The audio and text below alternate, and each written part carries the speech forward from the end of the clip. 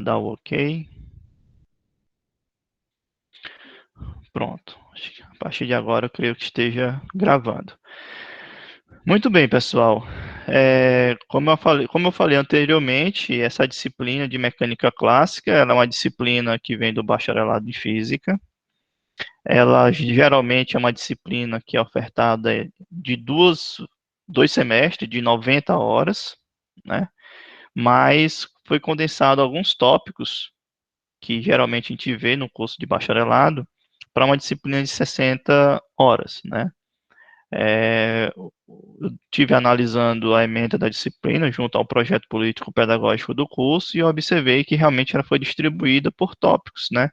Os tópicos, eles são lineares, dá para você ter um acompanhamento de todos os tópicos, mas ele pega tópicos que você vê em curso de mecânica 1, de mecânica clássica 1 e alguns outros tópicos no curso de mecânica clássica 2. Mas dá para fazer esse passeio de uma forma mais branda, né? Então ela foi tudo condensada dentro dessa disciplina de mecânica clássica, né? E antes de fazer a apresentação da disciplina, eu gostaria de saber, assim, mais ou menos a visão de vocês sobre a disciplina, do tipo, o que que vocês esperam, o que que vocês imaginam que essa disciplina pode propiciar a vocês. Quem tiver aí com ah, a vontade de falar, eu gostaria de poder ouvi-los sobre essa questão dessa disciplina. Alguém gostaria de comentar algo?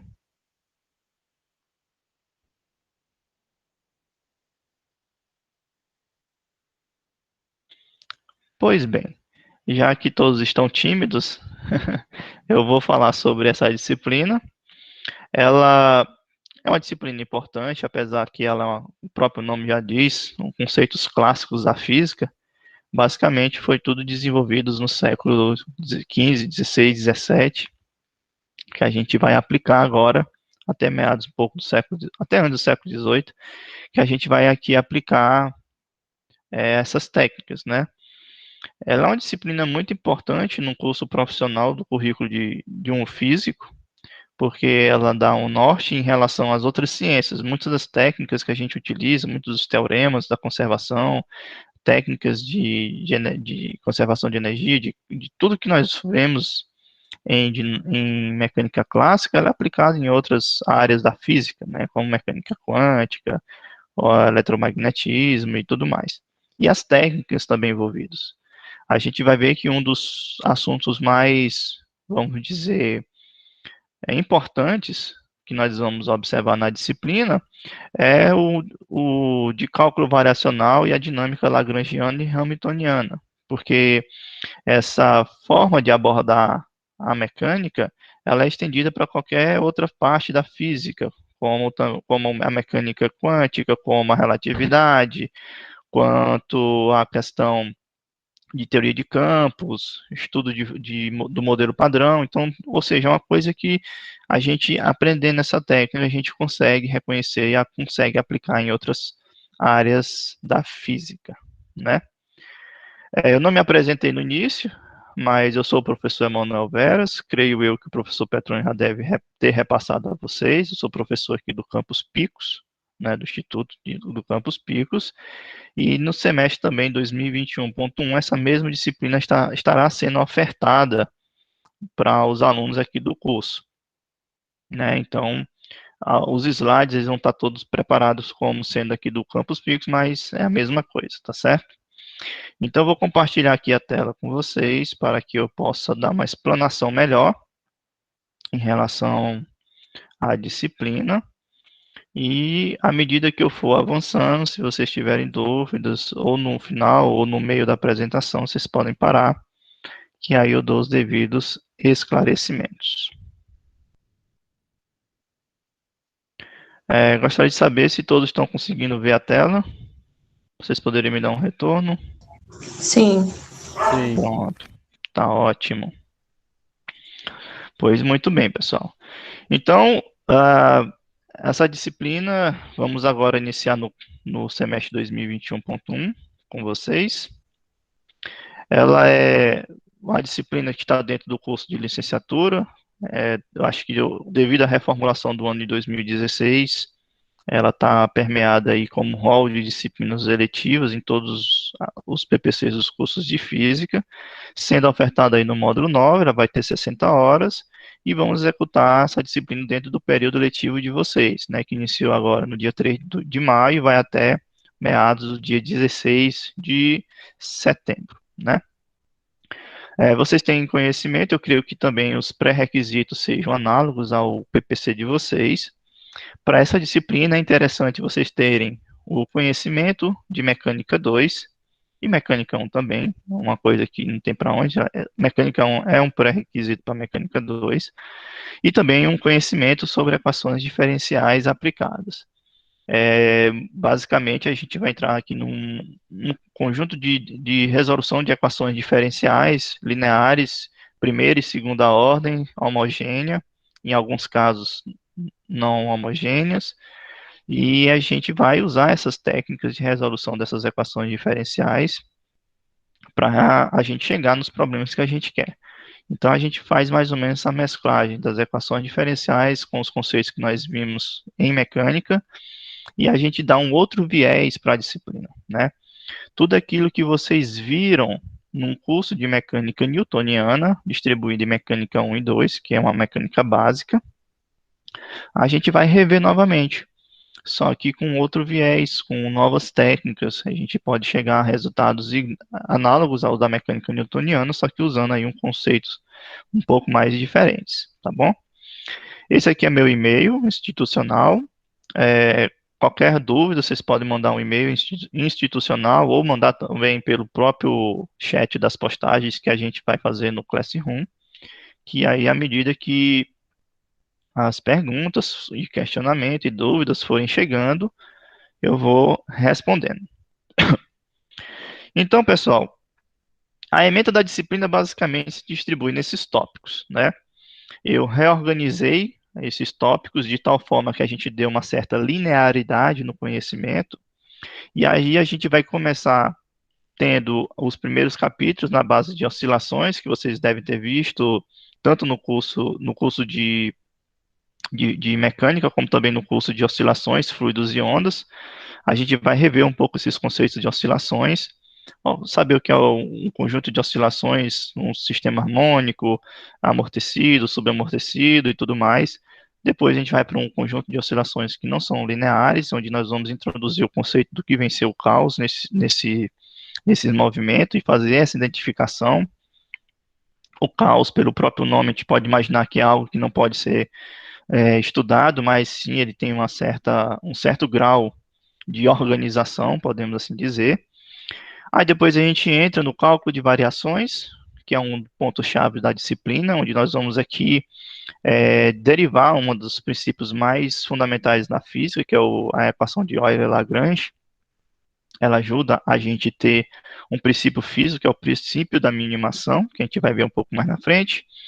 Depois, pegar esse princípio variacional de Hamilton, que é justamente o princípio da minimação, para que a gente monte essa equação de Lagrange, e depois montarmos a dinâmica de Lagrange e de Hamilton, onde nós podemos, para qualquer sistema físico, dar uma lagrangiana ou uma hamiltoniana, e a partir desses conceitos a gente pode extrair informações.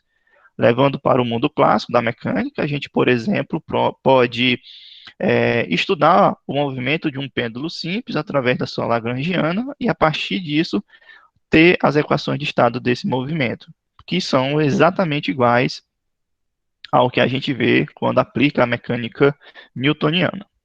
Depois a gente vai passar aqui para o movimento de forças centrais, que são movimentos ali, movimentos de rotação, a gente vai aplicar em órbitas terrestres, em órbitas de planetas, e vamos ter algumas outras consequências disso. Depois a gente passa para um sistema de dinâmica de partículas, né, onde a gente vai fazer um estudo também de oscilações acopladas, oscilações que podem ser organizadas de tal forma que a gente possa estudar ela em um espaço de fase. E depois a gente vai estudar, por último, as oscilações acopladas, tá bom? O objetivo geral da disciplina é que vocês tenham esses princípios fundamentais e gerais da mecânica clássica, tecnicamente, se nós formos pegar todo o conteúdo, ele é bem vasto, não dá para a gente estudar uma disciplina de 60 horas, mas os tópicos aqui organizados, vou tentar colocar da melhor maneira possível para que a gente possa ver todos esses tópicos, tá bom? Como objetivos específicos, saber utilizar esses formalismos, tanto lagrangiano como hamiltoniano, para além da abordagem que nós vimos da mecânica newtoniana, a gente reconhecer essas relações desenvolvidas na mecânica com outras áreas do conhecimento, como eu falei, a gente pode aplicar esses formalismos de Lagrange e Hamilton para estudar, por exemplo, sistemas quânticos, sistemas eletromagnéticos, ou seja, a partir de uma hamiltoniana de energia do sistema, a gente pode tirar propriedades como temperatura, susceptibilidade magnética, esterese magnética, ou seja, enfim, muita coisa a partir da hamiltoniana. Proporcionar também a compreensão da matemática como a linguagem no qual a gente vai adotar, que quer queira ou quer não, eu creio que entre todas as disciplinas profissionais do curso de física, mecânica, eletro e mecânica quântica são as disciplinas que têm uma densidade matemática muito alta, então tem que termos esse traquejo matemático, e também aplicar esses métodos e técnicas matemáticas para a mecânica.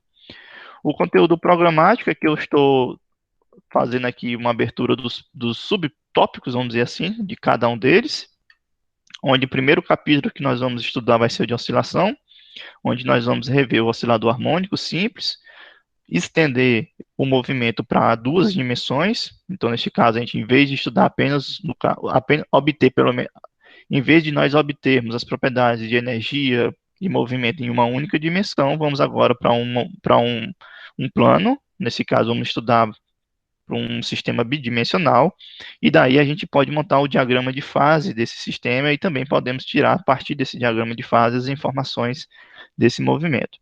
Aí a gente parte para as oscilações amortecidas, onde vai ter vários critérios de amortecimento, levar a extensão de forças senoidais e de impulsão para sistemas físicos e aplicar aí no final o princípio da superposição através de séries de Fourier, que eu creio que aqui seja uma novidade a vocês, onde nós vamos aplicar essa técnica de física matemática para a gente recuperar e demonstrar um dos princípios físicos mais importantes, que é o princípio da superposição, né?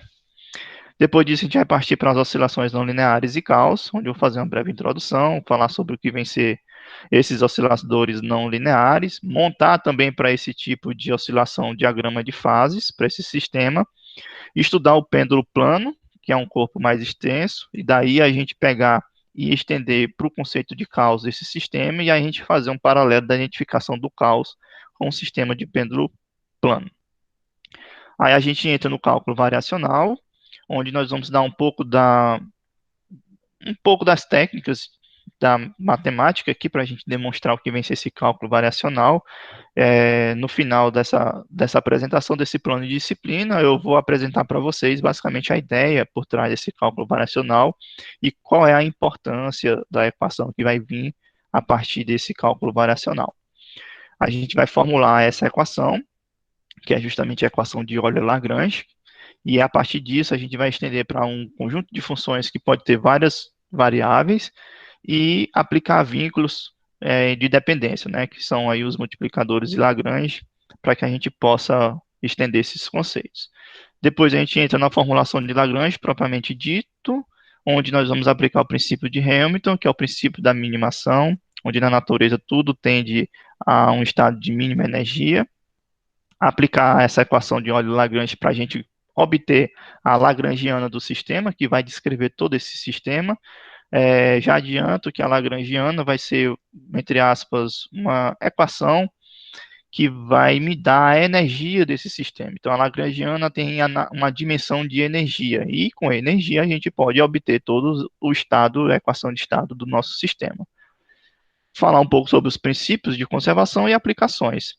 Aí depois a gente faz algo análogo ao princípio de Hamilton, onde nós vamos fazer a mudança de variáveis para essas equações e obter aí algo análogo à equação de Lagrange para uma equação de Hamilton. Depois a gente passa por movimento sobre uma força central, onde a gente vem aqui a questão de movimentos planetários, depois passa por uma dinâmica de sistema de partículas, onde nós vamos integrar a questão de centro de massa, cinemática de colisões elásticas e inelásticas, seções transversais de choque. E aqui a gente acrescenta uns dois elementos, que é um espalhamento de Rutherford e movimento de foguetes. Esses dois tópicos você já deve ter visto, principalmente na disciplina de física moderna, que vem ser uma seção transversal de choque, né, de espalhamento, e o espalhamento de Rutherford, vocês descrevem as curvas de espalhamento de uma partícula próximo de um núcleo atômico, né? A gente tem como deduzir a equação de trajetória, que é uma equação de uma elipse, e a gente tem como mostrar isso através do que nós vamos aprender na disciplina de mecânica clássica, tá certo?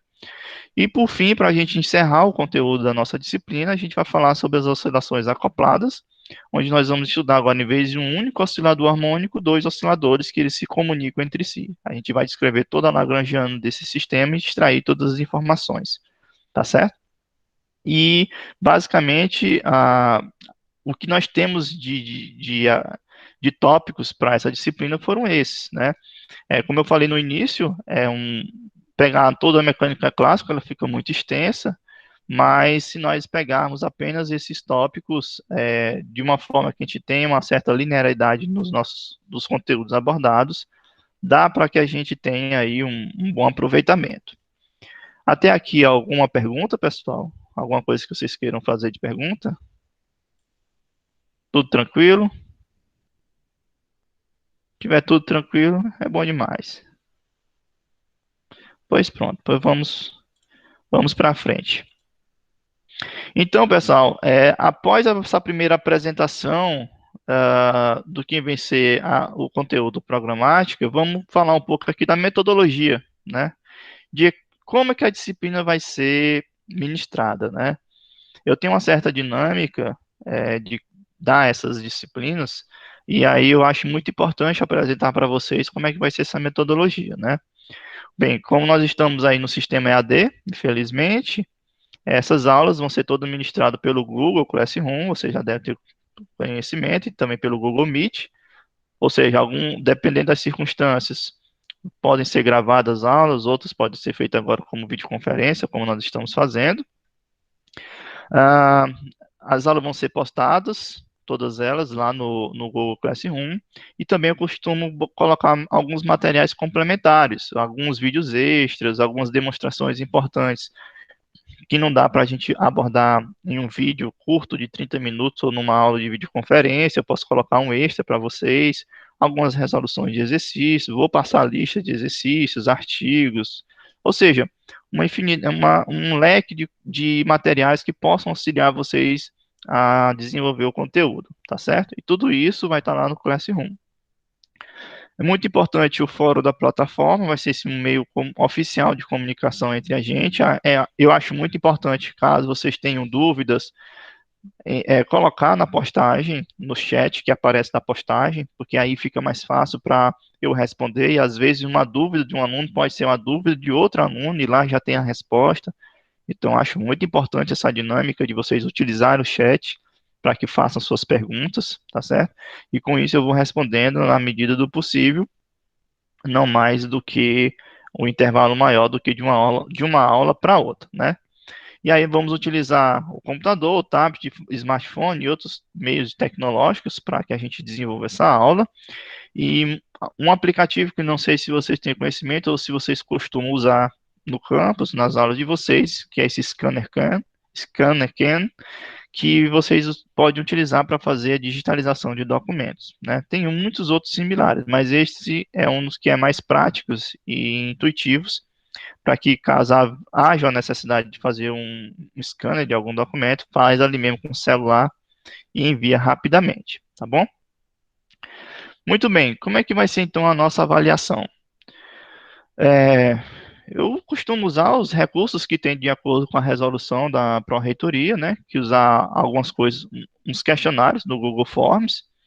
Posso também, dependendo da necessidade, pedir uma apresentação de seminários para vocês, seminários curtos sobre um certo tema, o desenvolvimento de um exercício e tudo mais. O envio digitalizado de lista de exercícios, quando houver necessidade. E também as aulas por videoconferência, né? Geralmente eu faço ao final de cada 15 horas de atividades, ou dependendo dos conteúdos, se eles estão casados ou não, que fazem ali um certo gancho de um para o outro, eu costumo fazer uma avaliação, né? que geralmente é uma atividade que vocês têm que fazer mesmo manual e fazer aí o envio pelo Classroom. Eu costumo fazer em média 4 avaliações durante todo o período da disciplina, onde dessas 4 notas eu tiro a menor para fazer a média entre as 3 maiores. Geralmente eu coloco essa condição para que todos tenham aí uma chance a mais, para que tenham um bom aproveitamento, tá bom? E aí, o que que acontece? Como é que vai ser os critérios de nota? Os critérios vão ser os que nós temos na nossa organização didática, bem como que tem também no PPC, né? A avaliação geral, a média final vai ser de 0 a 10, não é? Isso aí é uma coisa que vocês têm conhecimento. Acima de 7 já está aprovado, tranquilo. Caso tenha uma nota inferior a 4, infelizmente, não tenho o que muito fazer, então, neste caso, se considera reprovado. E quando estiver naquele intervalo de limite inferior do limite superior de 4 a 7, aí a gente tem o direito de fazer um exame final. Aí no exame final eu costumo ver, discutir com a turma qual a melhor forma de fazer esse exame final, né? E aí o resultado do exame final segue o que nós temos de comum, né? A nota do exame com a média do semestre, vai fazer a média aritmética e isso tem que ser superior a 6, tá certo? Alguma dúvida em relação a essa parte?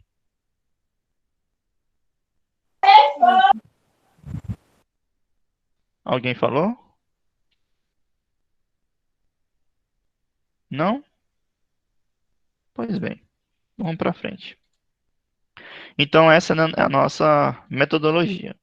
E a bibliografia básica que eu vou utilizar, é uma bibliografia bem conhecida nessa parte de mecânica clássica, que é o livro do Merrill, que é justamente Dinâmica Clássica de Partículas e Sistemas. Esse primeiro livro, ele tem em versão português, e é traduzido. Também gosto de utilizar o livro do professor Neto, que é de Mecânica Newtoniana, Lagrangiana e Hamiltoniana, também em português. E também temos o do Nivaldo Lemos, de Mecânica Analítica, que é muito bom. Então, esses três são basicamente os que eu vou utilizar para a disciplina. E como bibliografia complementar, também pode ser vocês podem utilizar do Peixoto, que é a Introdução à Mecânica Clássica. Temos o livro da Mary Boas, que é de Métodos Matemáticos em Ciências Físicas. Ele é um livro de física matemática e eu creio que não tem a tradução, se eu não me engano. Aqui vai ser justamente no complemento das ferramentas matemáticas que nós vamos utilizar. Tem um livro também do Afken, que é o de Física Matemática, bem conhecido nos cursos de bacharelado, onde onde ele é usado em disciplinas de tópicos de física teórica, né? Ou disciplinas de métodos matemáticos para física.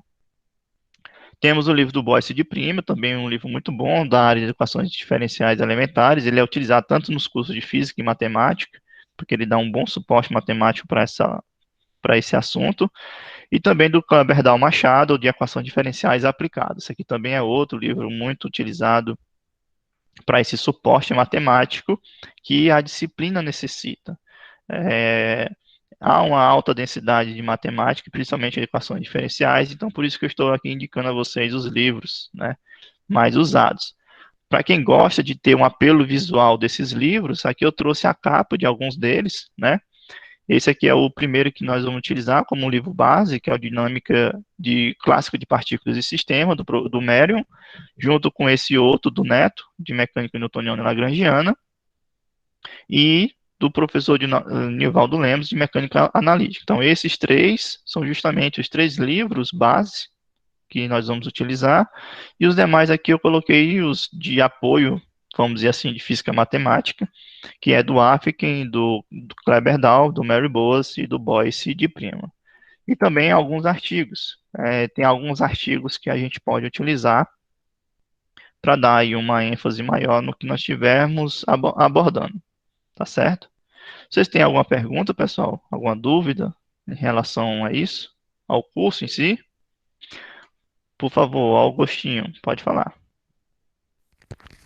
Boa noite, professor. Olhando aqui Boa o noite. pré-requisito, tem o pré-requisito que é equação diferenciada aplicada, que é uma disciplina lá do quinto período. Sim, E agora que eu vou pagar ela. Então, nesse caso, eu não posso cursar essa disciplina agora, né? Essa disciplina do senhor seletiva 2. Então, assim, eu aconselho você procurar a coordenação do curso para ver sobre essa questão, né? Que uma vez que nós estamos trabalhando nesse ambiente de acesso remoto, Classroom não é uma ferramenta oficial dentro do Instituto, nós estamos apenas aqui fazendo um gancho. Então, assim, ele aconselha conversar com o coordenador do curso, exponha essa questão de que você está pagando agora essa disciplina, e aí ele vai te dar alguma resposta em relação a isso, tá certo? Aí você vê com ele direitinho. Eu não sei como é que é o Entendi. sistema. Deve ser análogo. Vocês usam o que acadêmico também aí, não usam? Acho que sim, né? Sim. Pronto. Eu não sei como é que é. O sistema aqui acadêmico é unificado, mas, por exemplo, aqui, por exemplo, as matrículas são pelo que é acadêmico, então muito dificilmente o aluno se matricula. Então, É, eu não, eu não sei como é que está o processo de matrícula de vocês, se o colegiado do curso tirou os pré-requisitos, porque lá dentro da resolução da reitoria, o colegiado do curso tem a autonomia de tirar os pré-requisitos. Então, se o colegiado do curso de vocês tiraram os pré-requisitos, aí beleza, não tem problema. Mas se não tiraram, é bom você conversar com o coordenador do curso para que ele possa te dar mais esclarecimentos, tá bom? Obrigado pelas Por informações. mim, em termos de conhecimento, eu não vejo problema, né? Que em relação a conhecimento, eu- qualquer pessoa pode assistir, mas dá uma conversada com ele, que eu acho melhor. Alguma outra dúvida, pessoal, sobre a disciplina, alguma curiosidade, alguma dúvida sobre a metodologia, se está muito próximo do que os professores do campus Oeira fazem, se está um pouco distante? Acho interessante esse feedback para até mesmo ver e me adequar à dinâmica de vocês. Tá legal dessa forma? A metodologia está. Tá bom, sim, professor. É, Tá eu, ótimo.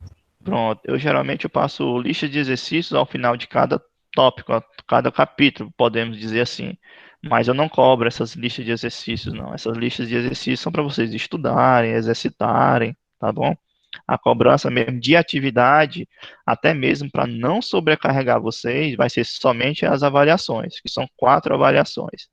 Então, durante esse semestre letivo todo, vocês vão ter obrigatoriamente apenas 4 atividades para enviar para mim, que eu acho que é uma forma melhor, porque vocês não vão ficar sobrecarregados e as listas de exercícios vão apenas guiá-los no assunto, né? Para que vocês tenham aí uma maior familiaridade com as técnicas e com o assunto, tá bom? As listas eu não vou cobrar. Tá bom. Pois bem, pessoal, pois para que vocês tenham mais ou menos o que que nós vamos fazer, trouxe para vocês um dos problemas que nós vamos abordar no curso, que é o problema da braquistócrona, né? Esse problema é um problema antigo, datado mais ou menos do século XVII, XVIII, se eu não tinha muito enganado, onde se tem a seguinte indagação. Podemos nós estabelecer uma trajetória de uma partícula massiva que está aí sujeita a um campo gravitacional constante, onde nós podemos desprezar tanto o atrito e sabendo que ela vai sair da velocidade inicial como sendo nula, podemos então percorrer uma trajetória de tal forma que essa trajetória seja feita em menor tempo possível. Então, veja só como é que é a pergunta. Eu tenho uma partícula que sai de um ponto A até um ponto B, e eu quero saber qual a trajetória dessa partícula para chegar de A até B no na menor escala de tempo. É um problema interessante. E para resolver esse problema, a gente tem vários meios para que a gente proponha soluções. Para vocês, qual seria o caminho mais interessante para que uma partícula saia de um ponto A até um ponto B, percorrendo uma trajetória em o menor tempo possível? Será que essa trajetória seria uma curva, uma reta, uma elipse? O que que vocês acham? Uma hipérbole? Vocês teriam como imaginar? É uma pergunta bem provocativa, né? É um desafio que, tecnicamente, dependendo das ferramentas que a gente tenha, ela se torna muito complicada, né? Se nós usarmos apenas a mecânica newtoniana, ela se torna muito, estritamente complicada. Então, a gente pode, primeiramente, propor um conjunto de soluções. Ou seja, a gente pode aí propor, no caso, N curvas, N trajetórias possíveis dessa partícula e calcular o tempo que ela percorre entre esses dois pontos, como, por exemplo, aqui um ponto A até um ponto B, e podemos aí calcular, será que ela percorrendo aqui uma linha reta, o tempo vai ser menor? Aí você calcula o tempo. Será que se eu colocar aqui uma parábola, o tempo vai ser menor? Aí você calcula o tempo. Então você pode inventar N curvas que você achar mais conveniente e calcular o tempo pela mecânica newtoniana. Mas isso aí se torna um trabalho árduo e muito complexo. Será que você vai conseguir então deduzir qual seria a melhor curva? Então, não seria uma coisa interessante. Mas se nós utilizarmos o princípio de Hamilton, como eu falei no começo da apresentação da disciplina, onde tudo pode ser estabelecido como um princípio da mínima ação e mínima energia, a gente pode utilizar essa ferramenta para a escala de tempo e propor, sei lá, eu posso descrever então uma função que é uma função propriedade que me descreve a trajetória dessa partícula, só que essa função não sei a cara dela, e eu quero que essa função seja aí dependente do tempo, então eu posso utilizar os conhecimentos que nós temos de cálculo e calcular os mínimos dessa função. Os mínimos da função é o valor para o qual o tempo se aplica nela, tem um valor mínimo. Então aí já é uma coisa interessante. Então você já pode calcular os pontos de mínimo. Então, com esse pensamento e com essa função, a gente começa a gente tem a ferramenta para deduzir a equação de Euler-Lagrange, que é justamente a equação que vai me dar essas informações.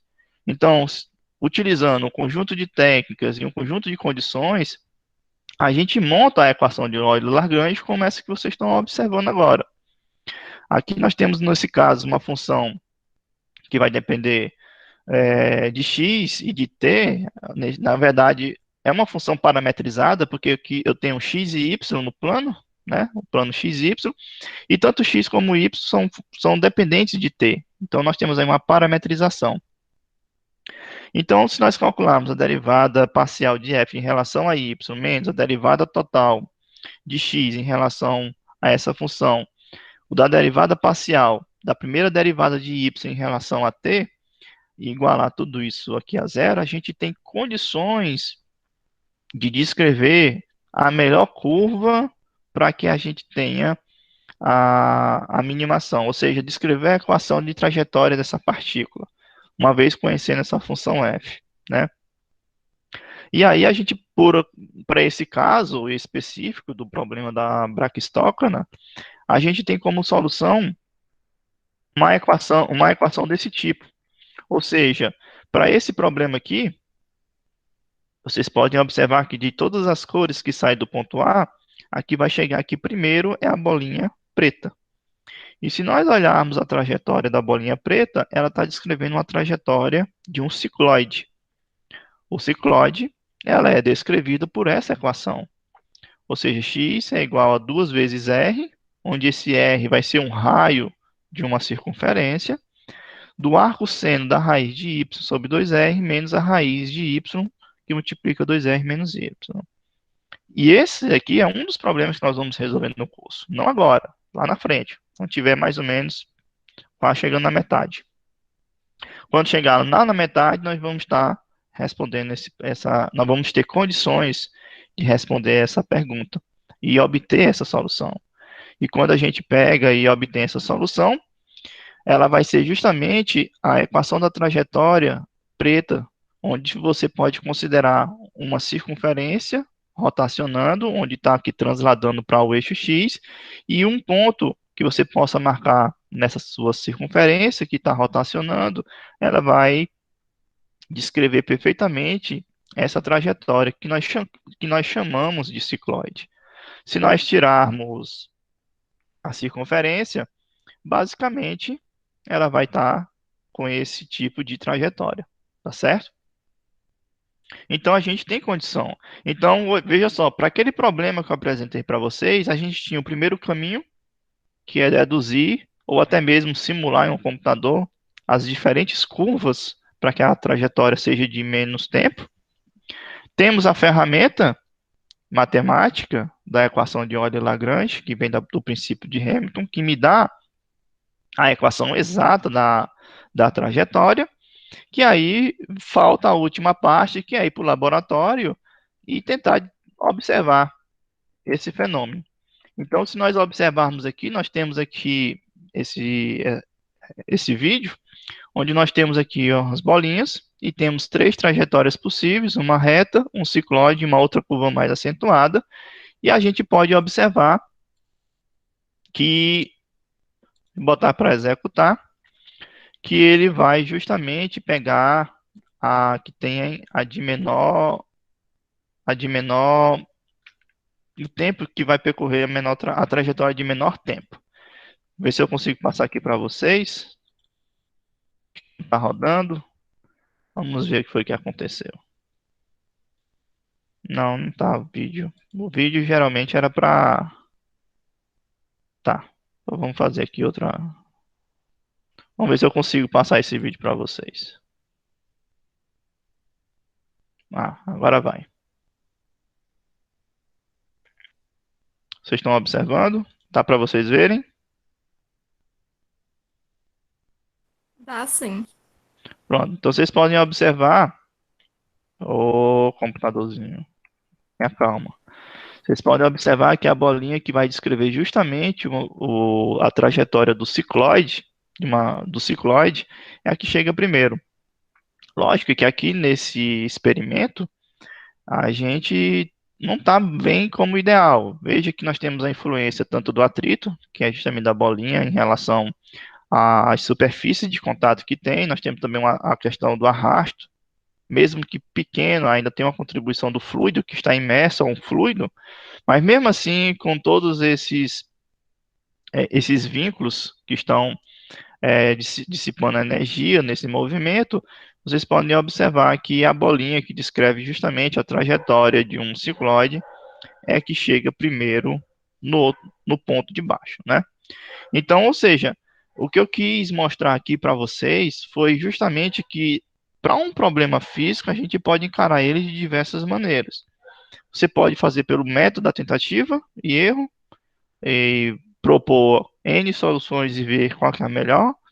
Você pode elaborar, a partir de um princípio físico, a dedução de uma equação exata dessa trajetória e depois verificar isso de uma forma experimental. Então, a gente pode observar que experimentalmente, de fato, se nós fôssemos percorrer todas as trajetórias possíveis, a que descreve a trajetória de um cicloide é justamente a que me dá aí o menor tempo, né?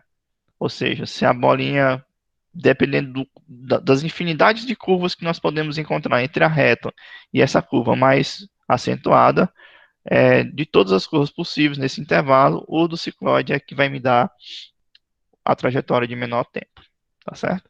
Então aqui é basicamente um preview que eu gostaria de mostrar para vocês, né? Em relação ao que nós vamos encontrar pela disciplina e ver que nós podemos aplicar isso a problemas físicos bem interessantes. E em um momento ou outro eu vou sair um pouco da mecânica clássica para que vocês vislumbrem melhor essas aplicações. Ora em algumas coisas do eletromagnetismo, no caso, o eletromagnetismo básico de vocês, né, que a gente viu em eletricidade ou em magnetismo, e horas também algumas pinceladas em umas aplicações em mecânica quântica, que eu acho que vocês também pagam nesse semestre, né? Mas nada absurdo, uma coisa bem razoável de se compreender, tá bom? Bem, pessoal, se vocês tiverem dúvidas, perguntas, questionamentos, curiosidades, fica aqui um momento para que vocês exponham esses questionamentos. Alguém gostaria de falar algo?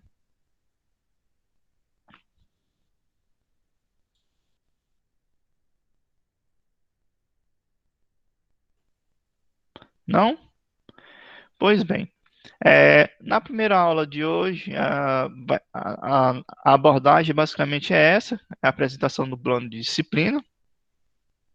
A partir da próxima aula, que eu acho que vai ser só na outra semana, né, na sexta-feira da próxima semana, e aí a gente vai começar o assunto de oscilações. E eu gostaria que, quando começarmos a aula, vocês colocassem no chat o nome completo de vocês, que vai ser uma forma de observar e acompanhar quem é que está frequentando as aulas por videoconferência. Eu tinha deixado um pouco antes para vocês um questionário para que vocês elencassem aí o melhor horário para que a gente pudesse fazer essas aulas de videoconferência, né? Pouco mais, menos da metade responderam, então fica uma coisa mais ou menos empatada. Então, vamos começar nossas aulas nesse horário de 8 horas mesmo, vamos até no máximo às 9, de 8 às 9, e aí a gente vê como é que fica ao longo do período. Dependendo da necessidade, a gente pode fazer modificações, tá bom? Pois, meus jovens, é um prazer estar com vocês. Espero que esse semestre desenvolva um trabalho bacana, que vocês gostem. Esse é o intuito. Quero apresentar aqui para vocês, em linhas gerais, essa disciplina, que é uma disciplina muito interessante para a física.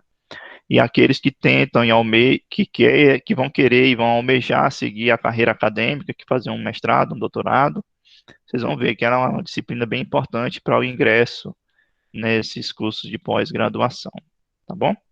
Pois gostaria de agradecer a presença de todos e na próxima aula a gente começa com oscilações, tá bom? Então, uma boa noite a todos, pessoal. Até mais.